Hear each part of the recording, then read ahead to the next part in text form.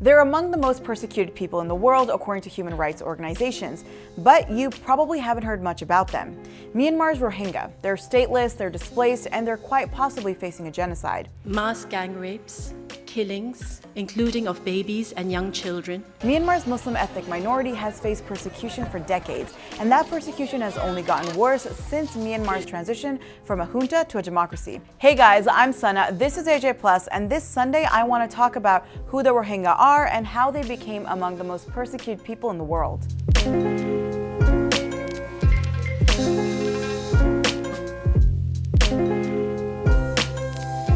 The Rohingya are a Muslim minority in the Buddhist majority country of Myanmar, which was previously known as Burma until a military junta changed the name in 1989. They're one of more than 100 ethnic groups in the country based in the western state of Rakhine. The story of these 1.1 million people begins with Myanmar's independence from British colonial rule in 1948. Now, the British colonial period in present-day Myanmar was pretty brutal. From 1824 to 1885, there were 3 Anglo-Burmese wars. Throughout these wars, the British would take more and more land from the Burmese kingdom. Eventually, the British took all of it and made it into a province of their biggest colony, India. Now, the British directly ruled over Burma, and they did it by getting rid of 2 vital institutions in Burmese society, the monarchy and the marriage between religion and the state. And this was a big deal.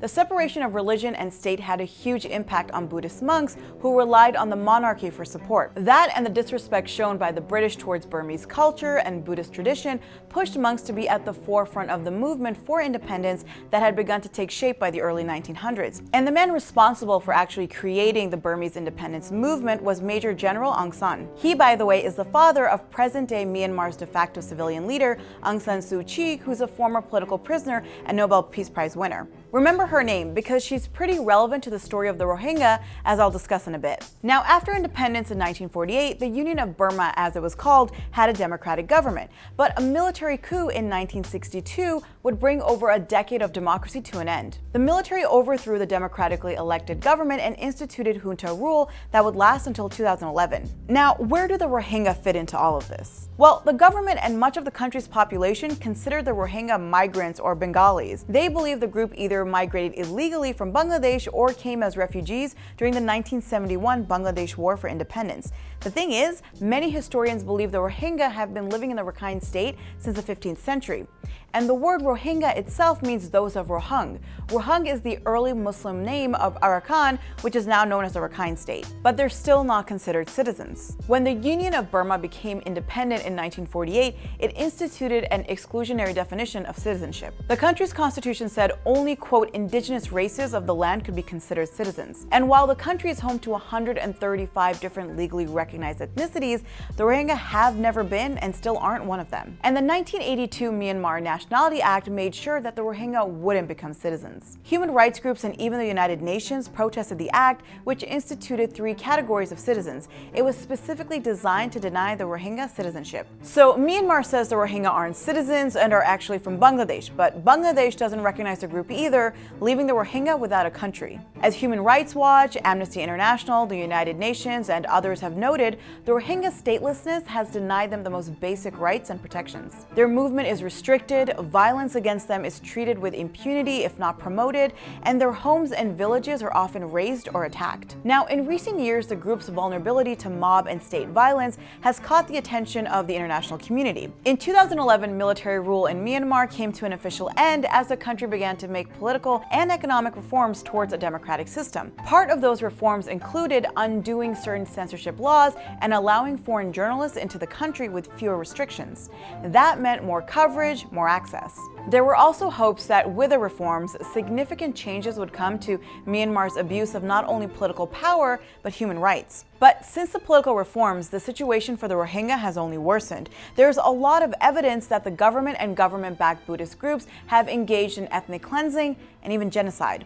In 2012, some of the worst violence against the Rohingya and other Muslims broke out after the rape and murder of a Buddhist woman by 3 Muslim men. The violence led to nearly 280 dead as Buddhist Buddhist mobs ran through Rakhine to push the Rohingya out of the state. Eventually, about 125,000 Rohingya and other Muslims were forcibly displaced. Human Rights Watch accused the government of ethnically cleansing Muslims, that it orchestrated mob violence against them, and that it, quote, destroyed mosques, conducted violent mass arrests, and blocked aid to displaced Muslims. The report also accused the government of allowing mobs to kill civilians and of burying the dead in mass graves. Then, in 2015, the Al Jazeera investigative unit worked with Yale Law School's Lowenstein Clinic in an investigation into whether Myanmar government was in fact committing genocide against the Rohingya. The 8-month investigation determined that there was in fact enough evidence to say yes, the government was engaged in a genocide. And violence against the Rohingya, by the way, hasn't stopped, despite more and more international attention and pressure on Myanmar. A February 2017 report released by the United Nations